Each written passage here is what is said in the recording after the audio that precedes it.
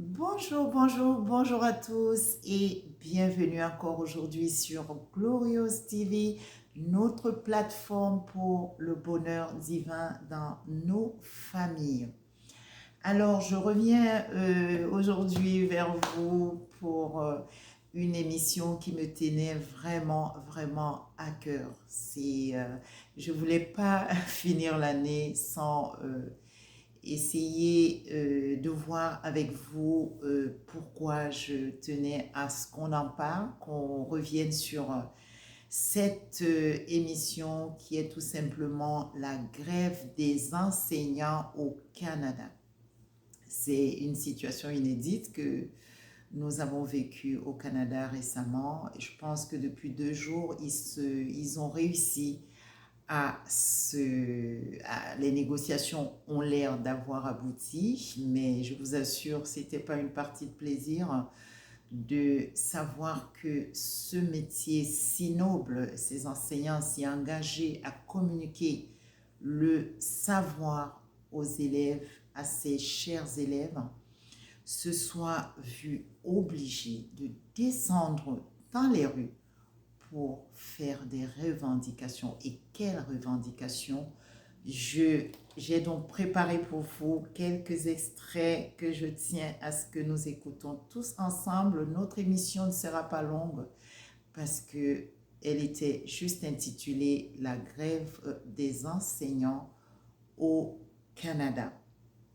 Et ce qui a attiré mon attention sur ces revendications, c'est la problématique de l'éducation des enfants. Donc, je nous laisse écouter une intervention, je crois, du président du syndicat, de la présidente, je crois, c'était d'abord elle.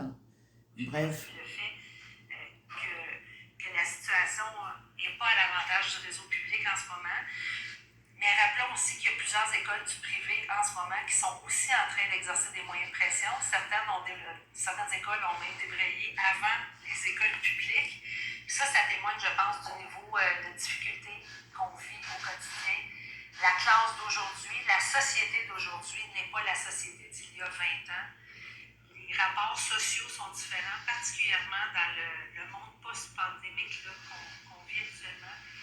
Les enfants n'ont pas été socialisés de la même manière, ils ont un rapport aux écrans qui est différent, les familles ont été surchargées, ils sont en survie. Donc tout ça, ça a un impact dans ce qui se passe dans l'école. Vous parlez de... Alors, c'est la présidente de cette organisation qui intervenait. Alors, ce qui a retenu mon attention, c'est qu'elle souligne que la société d'aujourd'hui n'est plus la même qu'il y a de cela 20 ans. C'est vrai, cela va sans dire, les jours se suivent, ne se ressemblent pas, les époques se suivent, ne se ressemblent pas. Mais ici, ce qu'elle veut souligner, c'est que l'éducation aujourd'hui n'a plus la même valeur, l'enseignant n'a plus la même valeur qu'il y a de cela 20 ans. Le comportement des enfants aujourd'hui dans les établissements, dans les milieux scolaires n'a plus la même, ça n'a rien à voir avec les enfants qui étaient aussi scolarisés à la même époque il y a 20 ans de cela. Et je vous assure, cette problématique est à prendre très au sérieux.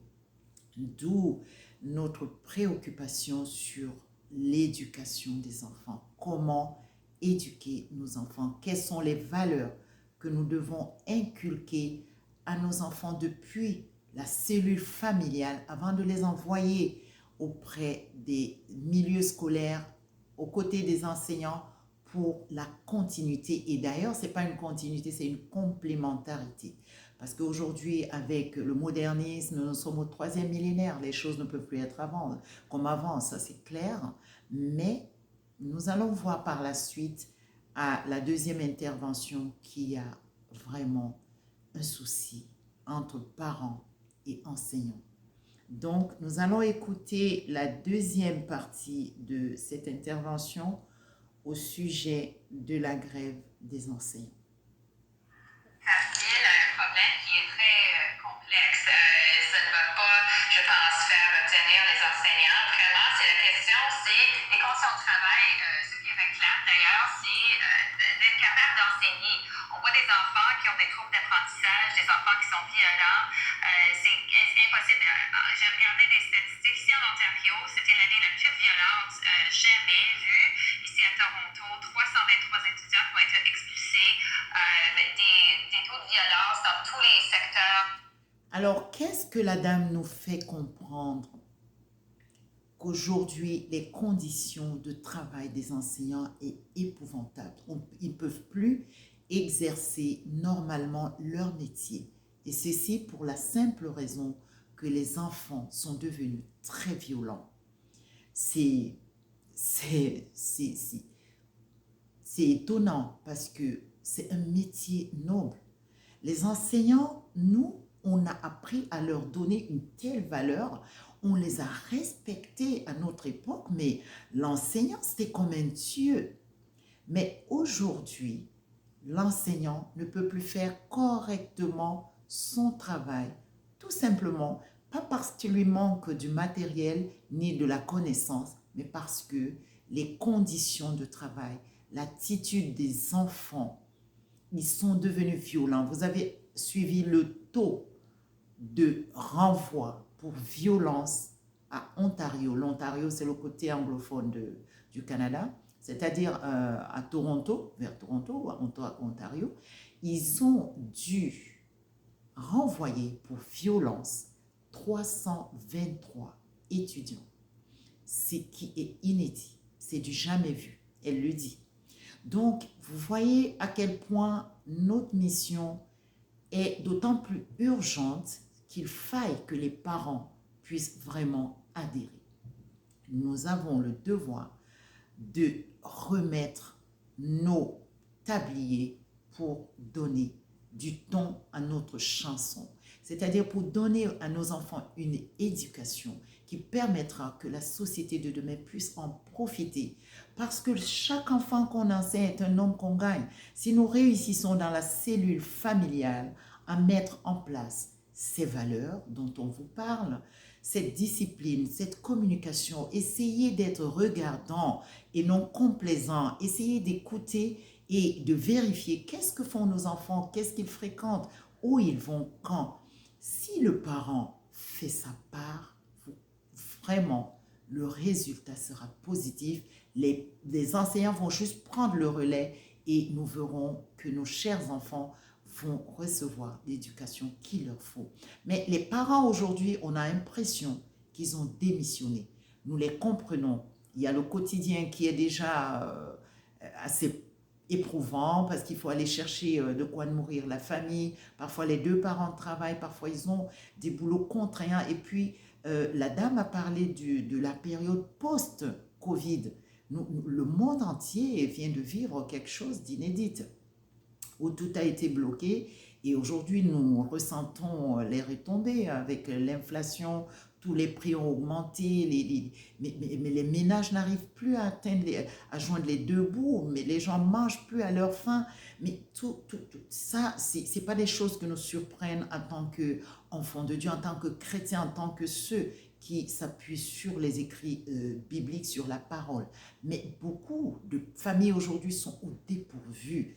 Et si à cela s'ajoute notre relâchement, les parents qui relâchent, qui ne font pas leur travail, mais ça va s'aggraver, ça va aller de mal en pis. Donc nous devons reprendre en main notre part de responsabilité. Les parents, nous aujourd'hui on est des grands-parents, on peut dire qu'on a fait notre part, mais ça continue, les enfants, on est toujours derrière nos enfants, quel que soit l'âge. Les parents, après les enfants, c'est les petits-enfants. On ne va pas tout lâcher. On continue à donner parce que, comme dit un adage, c'est dans les vieilles marmites qu'on prépare de bonnes sauces. Donc, la société d'aujourd'hui demande vraiment que tous ensemble, nous puissions mettre le paquet pour apporter à cette société un peu de vie. Vous allez continuer à suivre un peu l'intervention de cette enseignante. Je ne sais pas quel syndicat j'étais allée chercher des renseignements, Mais c'est pas pour nous ici l'étalage de qui fait quoi, qui a dit quoi, mais juste écouter quelles sont les revendications. Des écoles, c'est quelque chose vraiment de. Ça rend malheureux les enseignants et impossible de travailler dans ces conditions-là. Alors, c'est vraiment à cette question-là, ces priorités-là, la sécurité au travail, être capable d'enseigner aux enfants qui ont besoin d'appui, de ce soutien additionnel, c'est là qu'on devrait regarder. Il y a beaucoup de détresse également, il y a des enjeux de santé mentale, vous évoquez la sécurité, les salaires qui ne sont pas assez élevés. On dirait que, Cyril, tout le métier n'est plus valorisé de nos jours. Est-ce que vous êtes d'accord avec ça? De discipline qui est plus forte, d'appartenance. Ici, malheureusement, beaucoup d'enfants, je dirais que les parents aussi ont un rôle à jouer. Ils ne respectent pas les profs. Et souvent, des désobéissances. Et quand les parents... Alors, aujourd'hui, les enfants ne respectent plus les professeurs.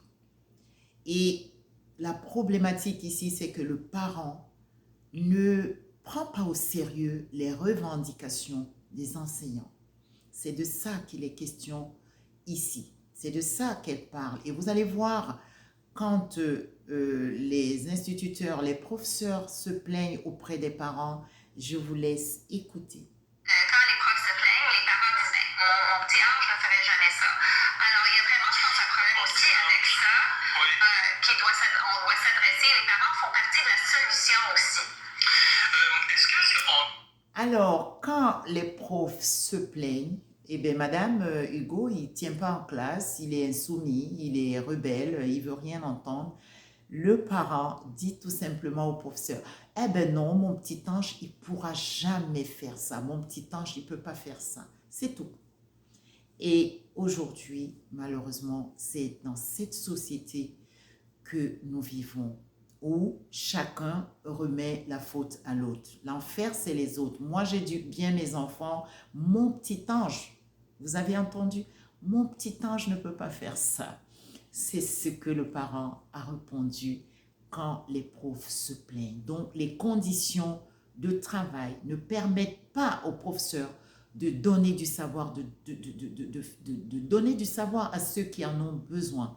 Parce que ce qui est sûr, il y a des familles qui mettent le paquet, qui essayent à leur mieux de bien éduquer leurs enfants, de leur inculquer des valeurs dont nous avons déjà parlé, des valeurs morales qui entraînent des valeurs sociales et très bientôt nous allons aborder les valeurs divines, les valeurs spirituelles qui vraiment sont aussi un apport précieux pour notre société. C'est de ça qu'il est question à Glorious TV. Donc, nous comprenons aujourd'hui que la société dans laquelle nous sommes aujourd'hui nécessite plus de responsabilité. Les parents aujourd'hui devraient comprendre que nous sommes au 3e millénaire. Des choses que nous, on a vécues dans notre enfance, c'est plus les mêmes. Les données ne sont plus les mêmes. Donc, le parent, il ne peut pas se donner le luxe de laisser son enfant se débrouiller dans cette tablette, dans son smartphone, sur l'ordinateur, sur l'écran. Non, le parent a aujourd'hui le devoir d'être aux côtés de son enfant pour voir qu'est-ce qu'il visionne. Donnez-vous cette peine. Je sais, c'est difficile. Vous sortez du boulot, vous avez déjà une journée assez chargée, busy, mais le temps que vous devez consacrer à votre enfant peut-être serait le meilleur de toute votre journée. Parce que chaque enfant qui se sent aimé, qui se sent assisté, encadré, qui sent que l'attention des parents est bien là, cet enfant pourra mieux recevoir, être réceptif, que ce soit à la maison ou à l'école. Mais quand il se sent libre de faire ce qu'il veut, il le fera à la maison et dans la société. Et ça va être difficile. C'est pourquoi j'ai tenu à vous faire cette émission qui constitue la dernière de l'année car nous abordons la fin de l'année 2023 et j'espère que tous ensemble nous avons nous ne cessons de rendre gloire à Dieu, de lui rendre grâce, de lui dire merci, parce que commencer une année et l'achever, c'est un don de Dieu, c'est une faveur, c'est une grâce exceptionnelle que seul l'Éternel peut nous accorder.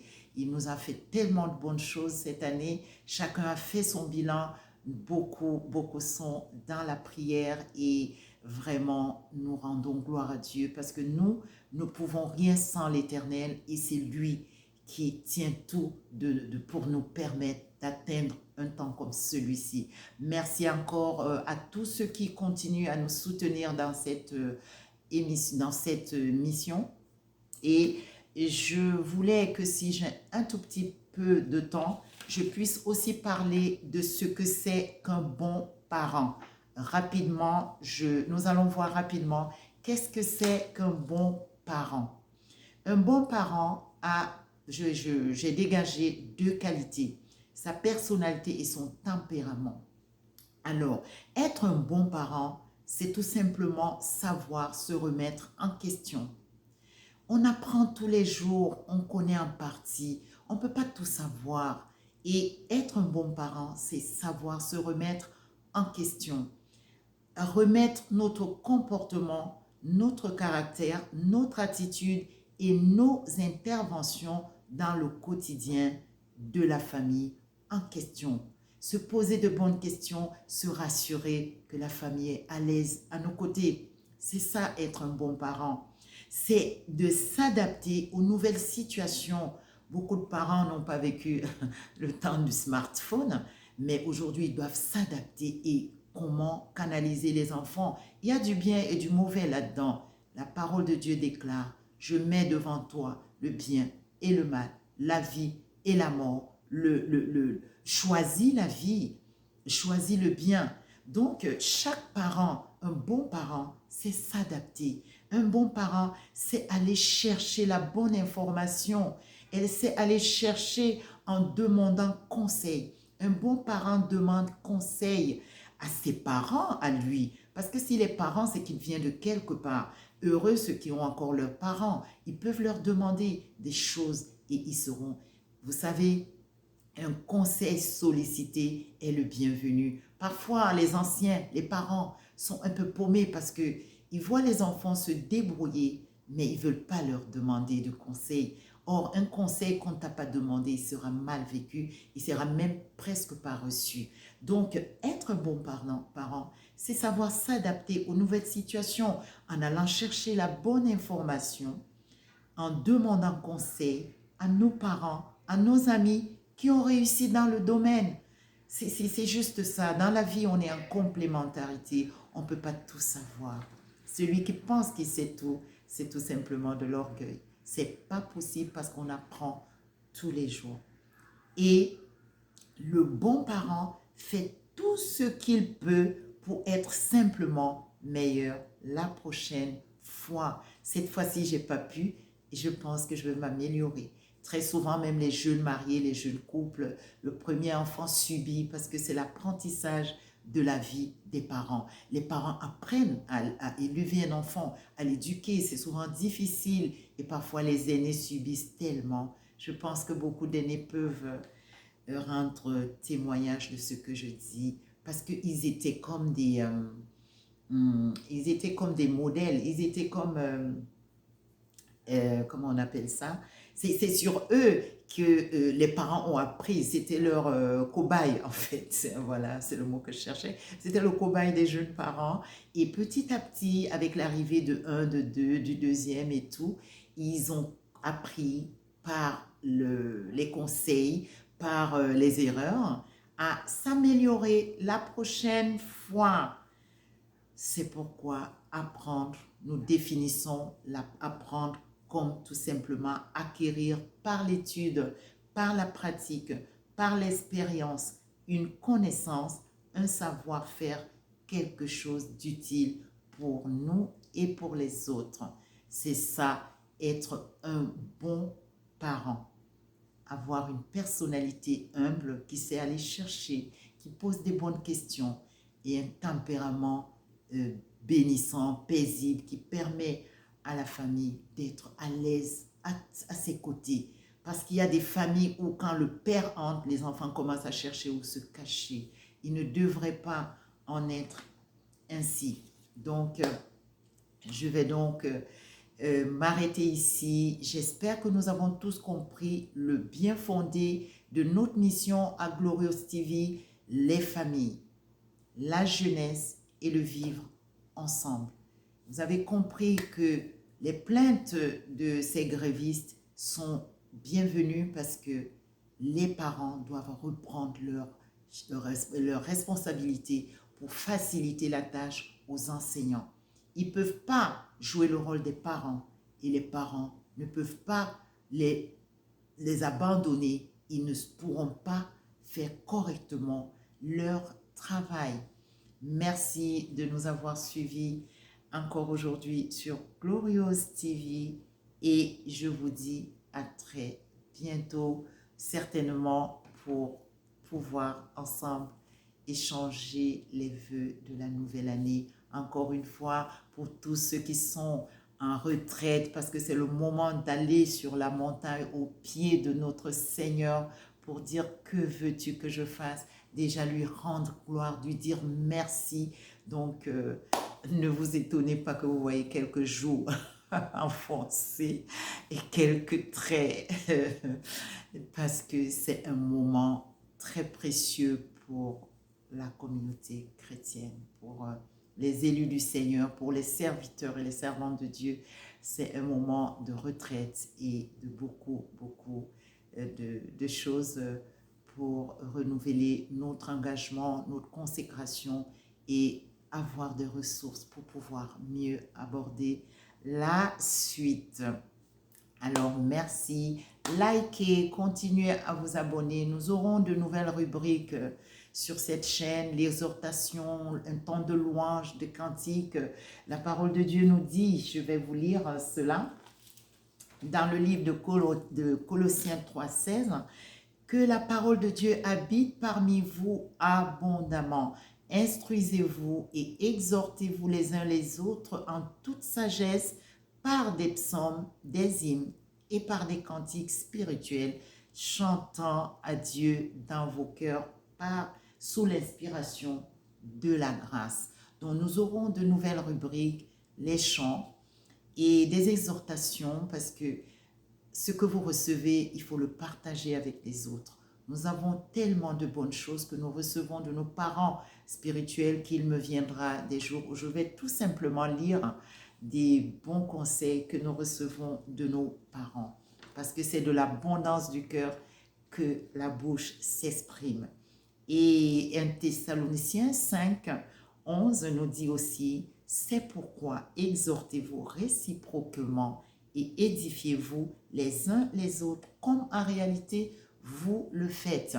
Nous le faisons déjà dans des cadres restreints, en famille, en église de maison, en amis et dans nos communautés. Mais tout le monde qui sont sur nos plateformes ne sont pas dans nos communautés. Peut-être ce sera l'occasion de comprendre qu'est-ce que nous recevons et qui fait notre bonheur. Et pour terminer, je citerai aussi Hébreux 3, 13 qui nous dit « Mais exhortez-vous les uns les autres chaque jour, aussi longtemps qu'on peut dire aujourd'hui, afin qu'aucun de vous ne s'endurcisse par la séduction du péché. » Donc ici, j'annonce donc cette rubrique qui sera tout simplement de la relecture des enseignements des apôtres reçus de nos parents qui nous bénissent, qui nous permettent d'être équilibrés et d'affronter la vie en vainqueur, d'affronter la vie en nous appuyant sur un fondement solide.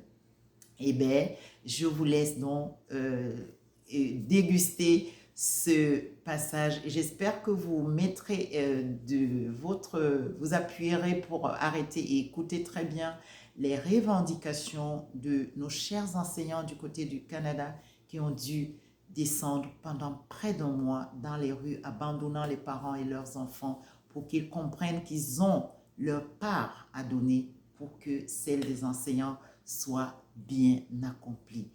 Alors, on se dit à très bientôt sur Glorious TV.